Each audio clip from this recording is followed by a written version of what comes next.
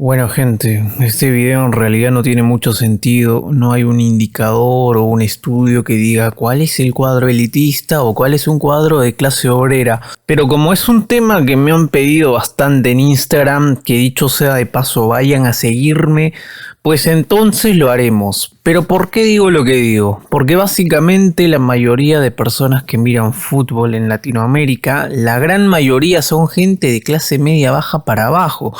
Obvio, hay gente clase media, media alta y alta que miran fútbol también, pero pertenecen a un sector minoritario. E inexorablemente los clubes populares en cada país tienen gente de clase media baja. No existe club popular que dentro de su mayoría de hinchas aglutine a solo una clase acomodada por la simple razón que esto es fútbol, es para el pueblo, no estamos hablando de golf o polo. Es por ello que hablar de clubes elitistas sería un poco errado. Sin embargo, como el video es entretenimiento y un poco de chacota, vamos a hablar sobre cuáles son cuadros elitistas y obreros en cada país, ya sea por gente o cualquier motivo. Participa en el sorteo de Cato Editorial. Se estarán sorteando 5 libros para 5 ganadores. Los requisitos los tienen en su post de Instagram. Súper sencillo, no te pierdas esta gran oportunidad. Este video llegó gracias a OneFootball, la mejor aplicación de fútbol para saber sobre las estadísticas en vivo de tus equipos favoritos. Además, la aplicación es 100% gratuita y está disponible para Android y iOS. Te la recomiendo, descárgala por favor. Abajo te dejo el link para que lo bajes ahora mismo. En Brasil, y bueno, como Brasil es un crisol de clubes populares, una gama variopinta de hinchas y sectores, no podemos circunscribir este tema a solo 2 clubes. Yo postularía 2 regiones en específico. Podemos empezar con Río Grande do Sul en la ciudad de Porto Alegre, donde tenemos a los 2 clubes que dividen esta urbe. Por un lado, un equipo elitista y de blancos, como lo vendría a ser el Gremio de Porto Alegre, y en el lado de enfrente a un club de clase obrera, de clase popular, de negros dirían algunos, como es el Colorado, el Internacional, el Club de Povo, del pueblo. Y de hecho en los años 50 se hacían más expresivas las clases a las que pertenece cada equipo. Por un lado, Inter era un club inclusivo que permitía jugadores negros en su equipo desde los años 20, mientras en Gremio se empezó desde los años 50, gestándose así un repudio de los torcedores cuando Tesouriña se convertía en el primer jugador negro del club. Épocas de prejuicio, y es algo que sigue calcando en la gente de hoy en día en el tricolor.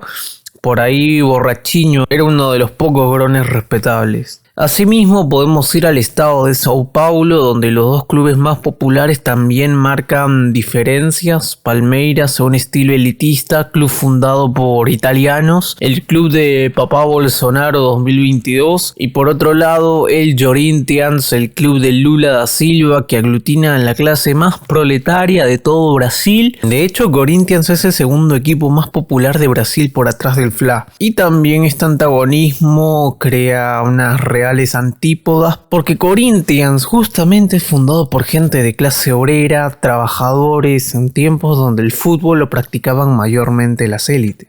Ahora que lo pienso, no quiero hacer un compendio histórico de cada club porque eso me tardaría un huevo de tiempo y sería bastante aburrido, así que de una nomás haré el video en base a mi noción, será un vacilón para mí. En Chile, bueno, acá graciosamente a la Cato le dicen cuicos, además que el San Carlos de Apoquindo, que su instalación está en Las Condes, una comuna de burgueses donde el santiaguino promedio no podría vivir. El santiaguino promedio vive en La Pintana o Puento Alto, ese es su lugar, esa es la comuna promedio.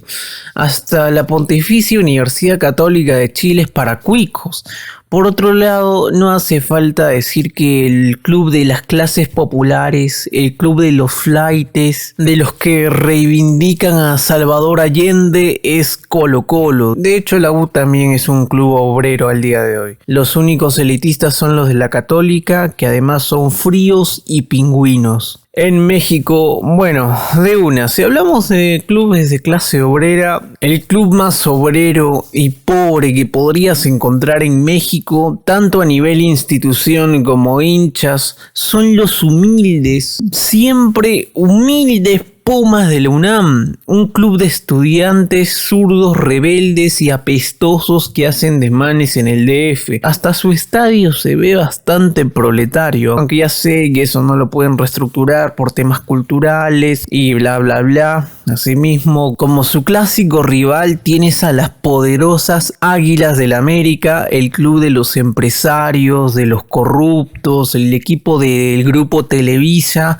el equipo al que alguna vez apodaban los millonetas, que es como coloquialmente se le dice a los millonarios. Ahora, si hablamos de hinchas, se divide, diría yo. El América, al ser un club bastante popular, tiene fresas y tiene vándalos. Asimismo, si nos vamos al norte mexicano, donde se cogen entre primos y hay narcos, encontramos a Monterrey y a los Tigres. Históricamente a los Rayados se los asoció más como un cuadro de abolengo, algo que se extrapolaba hasta en el Chavo del Ocho, porque el señor Barriga, terrible burgués capitalista, dueño de una vecindad, era hincha de Monterrey, mientras Tigre era un club de estudiantes, de gente obrera, un club del pueblo. Hasta en sus estadios podemos ver a qué clase pertenecía cada equipo. Por un lado el BBVA Bancomer de Monterrey y por otro lado un feo estadio con olor a miados, pi,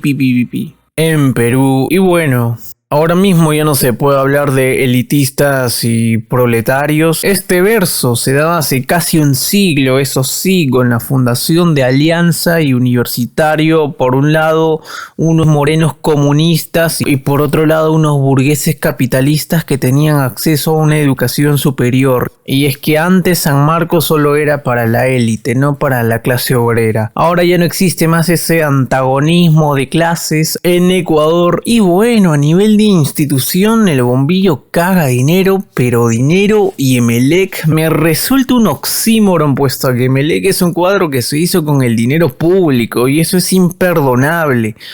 Pero bueno, ya está. Ahora, si habláramos de un cuadro bastante obrero, popular, proletario, sería el ídolo de Ecuador, Barcelona de Guayaquil, el equipo guasmeño, el equipo ñengoso, el equipo que representa al guayaco promedio de clase emergente. Tú ves el escudo del ídolo y estás viendo al pueblo ecuatoriano, un rejunte de ñaños trabajadores por un futuro prometedor. Es más, yo recomiendo que el próximo presidente de Ecuador como estrategia tenga que hablar de Barcelona. Al día de hoy esas cosas servirían. En Argentina, si tenemos que hablar de clases populares, de clubes forjados por gente trabajadora y que además apesten a bosta, porque el sinónimo de pobre es cochino y oloroso, y eso lo saben muy bien los humildes hinchas de Boca, el club obrero y popular de Argentina, el equipo que es inclusivo con los humildes bolivianos y paraguayos. Es más, si tú ofendes a un hincha de Boca de manera despectiva, este no te va a responder porque asume su condición de pobre. Es más, hasta los ídolos bosteros son bastante obreros, como el Apache Tevez, Riquelme, Chelo Delgado, hasta Bondancieri, que es procedente de italianos pobres en Buenos Aires.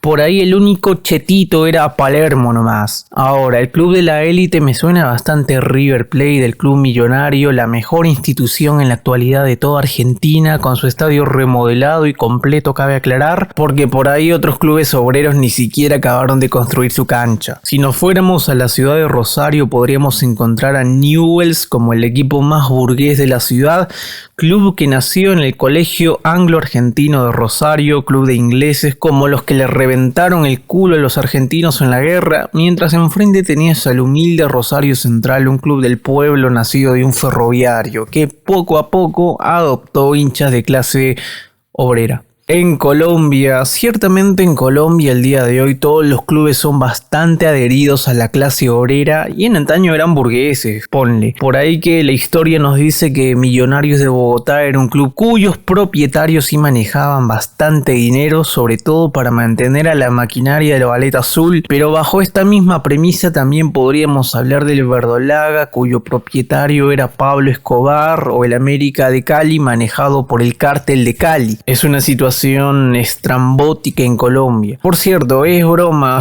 lo de los narcos, ya va a salir algún colombiano a insultar seguramente. Ahora, un club de clase trabajadora y ni idea sinceramente, pero por ahí que si tú te imaginas a un hincha de Millos, no te imaginas a un gomelo, te imaginas a un ñero salvaje de la UNAL.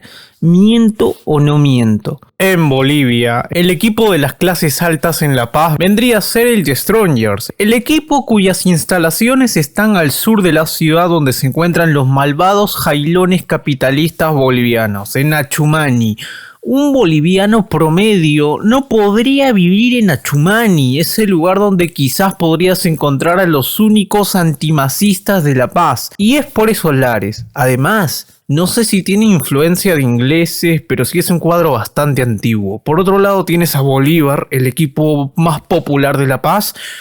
Unos orígenes evidentemente muy humildes como sus hinchas. Es por ello que yo entiendo por qué los malvados stronguistas insultan y rasean a los hinchas del Bolívar llamándoles cholis cuando ambos son paceños. Pero bueno, cosas de bolivianos. En Uruguay, y bueno, sucede casi lo mismo que en Argentina. Peñarol vendría a ser Boca y Nacional River. Pero ¿qué tan cierto puede ser eso?